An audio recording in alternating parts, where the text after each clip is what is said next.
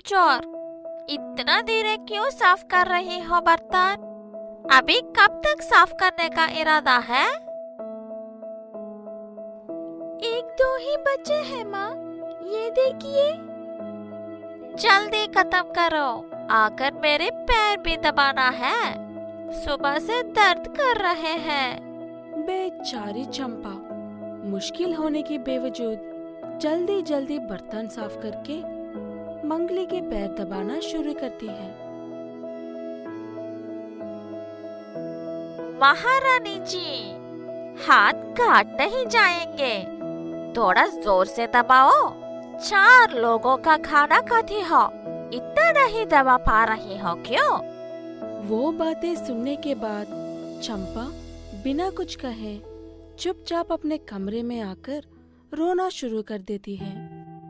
आज अगर तुम होती तो मुझे इतनी मुसीबतें उठाने की जरूरत नहीं पड़ती। क्यों तुम मुझे छोड़कर चले गई हो माँ? तुम मुझे बहुत याद आती हो। मेरी तकलीफ पिताजी से कहने भी चाहो भी तो वो हमेशा काम की वजह से घर से दूर ही रहते हैं। अपने बाप को बताना चाहती है? इसे ऐसे ही छोड़ो तो किसी न किसी दिन ये मेरा घर जरूर बर्बाद कर देगी। हाँ, इसका कुछ न कुछ उपाय सोचना पड़ेगा। ऐसे ही कुछ दिन गुजरते हैं। इतने में एक दिन चंपक काम के सिलसिले में कुछ दिन के लिए पड़ोस वाले गांव में रहता है। ये बात जानकर मंगली की बहन जंगली अपनी दीदी के पास रहने के लिए आती है। जंगली थी। क्या करूं जंगली, इस लड़की से मुझे बहुत सर दर्द हो रहा है। वो अपने बाप से मेरी शिकायत भी करना चाहती है। शैतान की बच्ची चंपा, उसका कुछ ना कुछ तो करना पड़ेगा, तब तक मुझे सुकून नहीं मिलेगा। दीदी, अगर तुम उसे ऐसे ही छोड़ दो तो एक दिन वो आपका घर बर्बाद करके आपको इस घर की नौकरानी बना देगी, देखना। बताओ जंगली, मैं क्या करूं उसका? तुमने मुझे बताया था ना, इसके दादा दादी ने इसके नाम पर काफी प्रॉपर्टी खरीद रखी है। हाँ बताया था, लेकिन उसका क्या फायदा? वो लड़की 18 होने के बाद सारी प्रॉपर्टी उसी के नाम ही हो जाएगी। मुझे 1 रुपया भी नहीं मिलेगा उसमें से। अगर ये होने वाली मालकिन ही मर जाए तो? तुम कहना क्या चाहती हो जंगली? अरे पगली, अगर वो मानहूस मर जाए तो सारे जायदाद तुम्हें और तुम्हारे पति को ही तो मिलेगी। और कौन है जायदाद को लेने के लिए तुम्हारे अलावा? चंपा पर जुल्म कर रही मंगली के दिमाग में एक और बुरा और घटिया ख्याल शुरू हो गया था। लेकिन वो मारेगी कैसे? जंगली चंपा को कैसे मारना है अच्छे से डिटेल में समझाती है अपनी दीदी मंगली को।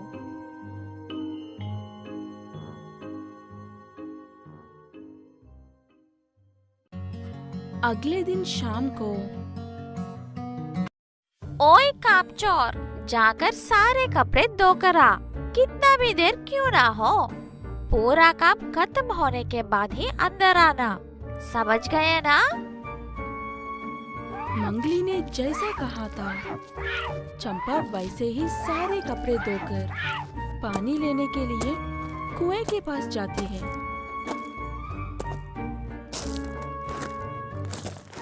कुएं से पानी निकलने के लिए वहां से उठते ही वहां जंगली और मंगली आकर चंपा को कुएं में धक्का दे देते हैं। चंपा गिरते वक्त कुएं के अंदर की रस्सी को पकड़ लेती है। ऐसा क्यों किया माँ? मैंने तुम्हें अपनी सगी माँ समझा। तुम क्यों मारना चाहते हो मुझे? मैंने तुम्हारा कहाँ काम माना? तुम्हारा हर काम मैं ही तो करती हूँ। मुझे बचा लो माँ, हाथ दर्द हो रही हैं। इस कुएं से मुझे बाहर निकालो प्लीज माँ। उसे ऐसे चिल्लाते हुए देखकर मजा आ रहा है ना जंगली। बस कुछ ही देर में वो मर जाएगी और सारे जायदाद हमारी होगी।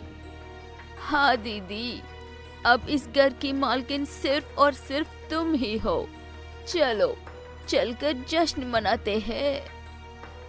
ये कहकर दोनों बहनें अंदर चले जाते हैं। यहाँ पर चंपा रस्सी को पकड़ पकड़ कर थक जाती और कमजोरी से उसके हाथ छूटकर पानी में गिरने ही वाली होती है कि अचानक से वहाँ पर किसी का हाथ नजर आता है।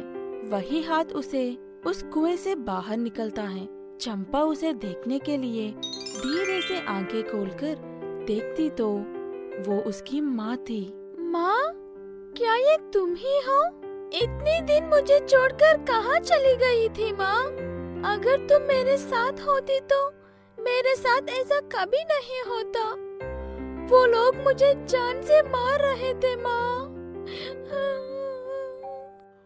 रो मत बेटा, तुम्हें इस तरह तकलीफ देने वालों को मैं कभी माफ नहीं करूंगी। अब तुम देखो मैं उनके साथ क्या करती हूँ। रात का वक्त है। दोनों बहनें आराम से घोड़े बेचकर सो रही है। अचानक से एक नजर न आने वाली शक्ति उनकी आरामदायक ब्लैंकेट खींचते ही दोनों की नींद टूट जाती है। इतने में अचानक से टेबल पर रखा हुआ ग्लास हवा में उड़कर मंगली के सर पर जोर से लगता है। वही माँ, मेरा सर फट गया। ये किसका? तभी दरवाजे खोलकर चंपा अंदर आती है। हाय दीदी, भूत भूत। चुप हो जाओ जंगली, वो कोई भूत नहीं है, चंपा ही है। भीगे हुए उसके कपड़े देख जंगली, इसका मतलब वो अभी तक मरी नहीं है। इसका मतलब ये सब तूने किया है। रुक, मैं तुझे अभी बताती हूँ। ये कहकर जंगली चंपा को मारने के लिए उसके पास आने से पहले फिर से वो नजर न आने वाली शक्ति जंगली को धक्का मारते ही वो पीछे जाकर गिरती है। हाय मेरी कमर टूट गई रे, तुझे तो मैं नहीं छोड़ूंगी चंपा। जंगली चिल्ला रही होती है कि चंपा की माँ वहाँ प्रकट होती है। उस भूत को देखते ही दोनों बहनें कांपना शुरू करते हैं। वो भूत जंगली को गर्दन से पकड़कर पूरे घर में घुमा घुमा कर नीचे पटकते थे। इस वजह से अब जंगली का शरीर चोटों से भर गया था। तूने मेरी बेटी को मारना चाहा था ना, तुम्हें इतनी सजा तो मिलनी ही चाहिए।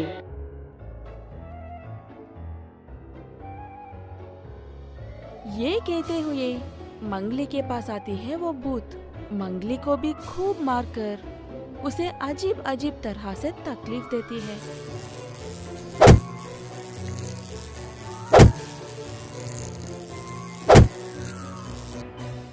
तुम लोगों ने मेरी बेटी को मारना चाहा था ना, अब देखो मैं तुम्हारा क्या हाल करती हूँ।